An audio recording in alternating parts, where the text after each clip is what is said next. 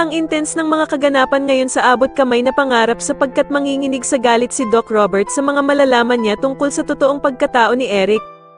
Dito nga matapos niyang ipahanap kay Kinito ang background ni Eric ay matagumpay niyang ang makikita ito at agad niya itong ibibigay kay Doc Robert. Samantala ay mapag-iisipan nga ni Doc Carlos na magpagawa ng isang case kay Annalyn upang subukin ang kakayahan nito kung karapat-dapat siyang makasama sa Japan. At dito nga ay biglang dadating ang isang celebrity na walang iba kundi si Madam Pokwang at siya nga daw ang special case na ipapagawa ni Doc Carlos sa kanya. Pero walang kakaba-kaba at agad niyang tatanggapin ni Annalyn ang challenge na ito para sa kanya ni Doc Carlos.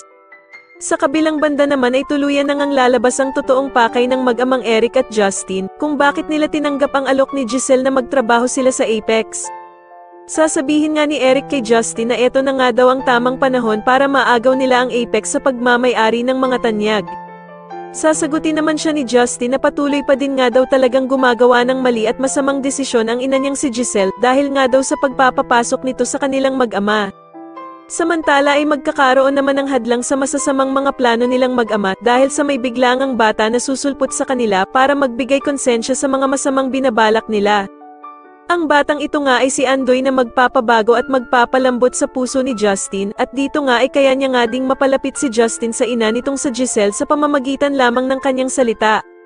Sa kabilang banda naman dahil nga sa kawalan ng tiwala ni Doc Robert kay Eric, ay uutusan nga nito ang tauhan ni Don Pepe na si Kinito upang magsagawa ng background check sa ama ni Justin.